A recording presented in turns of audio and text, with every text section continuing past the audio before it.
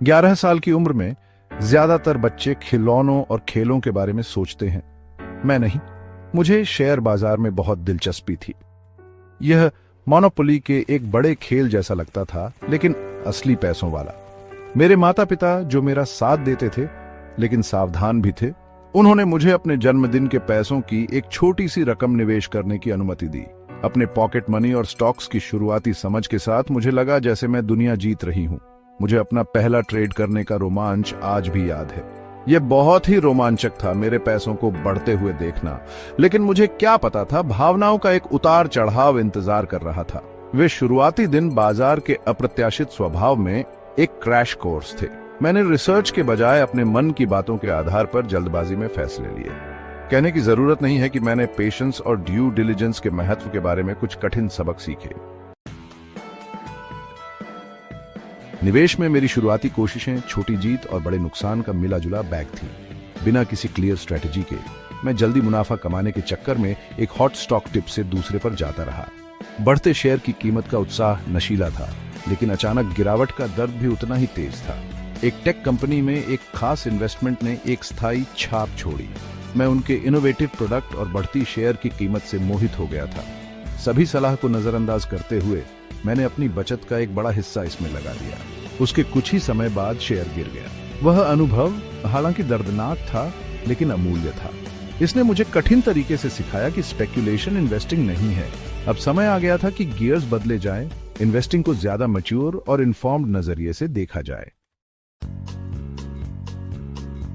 निवेश पर मेरा नजरिया हमेशा के लिए बदल गया जब मुझे बेंजामिन ग्राहम की किताब द इंटेलिजेंट इन्वेस्टर मिली। वैल्यू इन्वेस्टिंग की बाइबल मानी जाने वाली इस किताब ने मुझे वह फ्रेमवर्क दिया जिसकी मुझे सख्त जरूरत थी। ग्राहम का फिलॉसफी मुझे बहुत अच्छा लगा।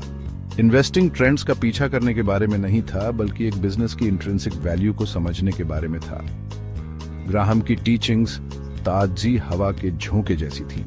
उन्होंने फंडामेंटल एनालिसिस के महत्व पर जोर दिया, स्टॉक्स को स्क्रीन पर मियर टिकर्स के बजाय बिजनेसेस में ओनरशिप के रूप में देखा। ये मेरे साथ बहुत गहराई से जुड़ा और मेरे इन्वेस्टमेंट फिलॉसफी की नींव रखी। इस नए ज्ञान ने मुझे लॉन्ग टर्म पर्सपेक्टिव के साथ निवेश करने का सशक्तिकरण किया। ये जल्दी अमीर बनने के बारे में नहीं था, बल्कि समय के साथ स्टेडली और रिस्पॉन्सिबली तरीके से धन बनाने के बारे में था। ग्राहम के प्रमुख सिद्धांतों में से एक जो मेरे साथ रहा वह था मार्जिन ऑफ सेफ्टी। ये कॉन्सेप्ट स्टॉक्स को उनके इंट्रिंसिक वैल्यू से काफी कम पर खरीदने के महत्व पर जोर देता है। ये क्लियरेंस सेल पर खरीदारी करने जैसा है। आपको अपने पैसों का ज्यादा वैल्यू मिल रहा है। कल्पना कीजिए कि आप $70 में $100 का बिल खरीद रहे हैं। वह $30 का डिस्काउंट आपका मार्जिन ऑफ सेफ्टी है। अगर बाजार में उतार चढ़ाव होता है तो यह आपको संभावित नुकसान से बचाता है। यह सिद्धांत मेरी निवेश रणनीति का आधार बन गया, जो अप्रत्याशित परिस्थितियों के खिलाफ एक बफर प्रदान करता है। इस सिद्धांत को लागू करके मैं अपने निवेश के फैसलों में ज्यादा कॉन्फिडेंट महसूस कर रहा था। इसने मुझे बाजार के तूफानों का सामना करने और जब दूसरे घबराते हैं तो अवसरों का लाभ उठाने की अनुमति दी। सेक्शन 5 मिल मार्केट और मैं एक रोलर कोस्टर राइड।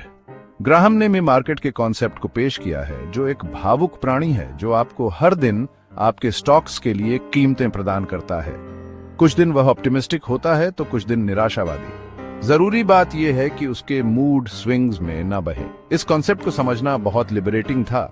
इसने मुझे अपने इन्वेस्टमेंट्स के असली वैल्यू से शोर और हाइप को अलग करने की अनुमति दी। जब मी मार्केट उत्साहित था, मैं जमीन से जुड़ा रहा, और जब वह भयभीत था तो मैंने अवसर देखे। बाजार के डेली उतार चढ़ाव से इस डिटैचमेंट ने मेरी निवेश यात्रा में शांति की भावना ला दी।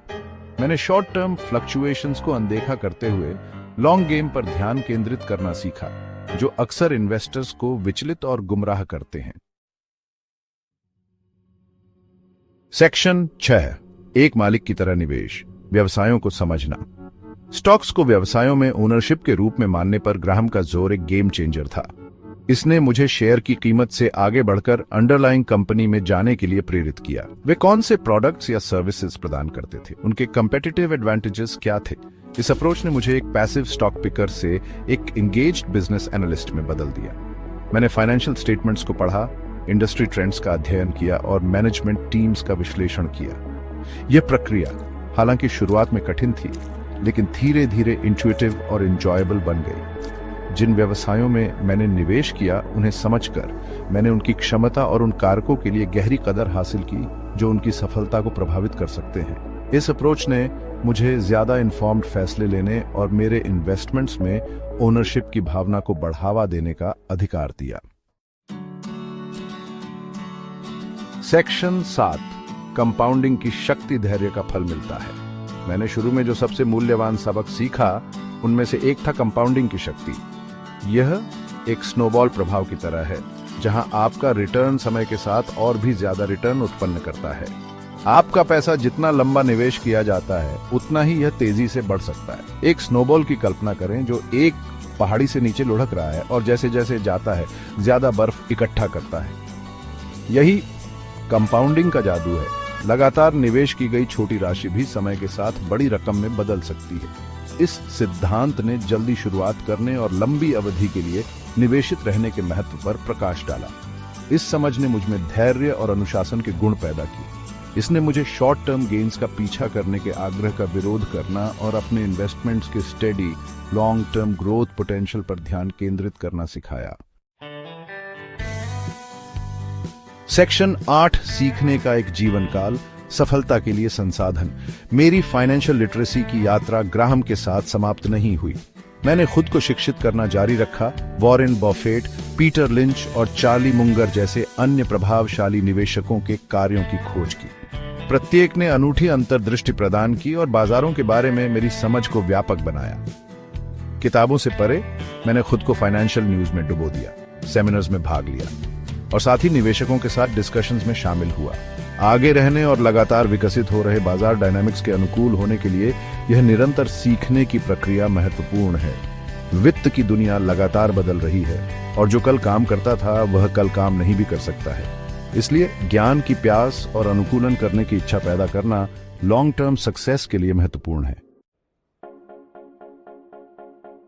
सेक्शन 9, उभरते निवेशकों के लिए ज्ञान की बातें। सभी इच्छुक निवेशकों के लिए मेरी सलाह सरल है, जल्दी शुरुआत करें, धैर्य रखें और सीखना कभी बंद न करें। जितनी जल्दी आप शुरुआत करेंगे, कंपाउंडिंग की शक्ति से लाभ उठाने के लिए आपके पास उतना ही ज्यादा समय होगा। याद रखें, इन्वेस्टिंग एक मैराथन है, स्प्रिंट नहीं। गलतियां करने से न डरें, वे मूल्यवान सीखने के अवसर हैं। पूरी रिसर्च और लॉन्ग टर्म पर्सपेक्टिव पर आधारित एक साउंड इन्वेस्टमेंट फ्रेमवर्क विकसित करें। डर या लालच से प्रेरित आवेगी फैसलों से बचें। निवेश एक यात्रा है, मंजिल नहीं। सीखने और अडैप्टिंग करने की प्रक्रिया को अपनाएं। समर्पण और निरंतर सुधार के प्रति प्रतिबद्धता के साथ आप अपने फाइनेंशियल गोल्स को प्राप्त कर सकते हैं और अपने फाइनेंशियल फ्यूचर को सुरक्षित कर सकते हैं।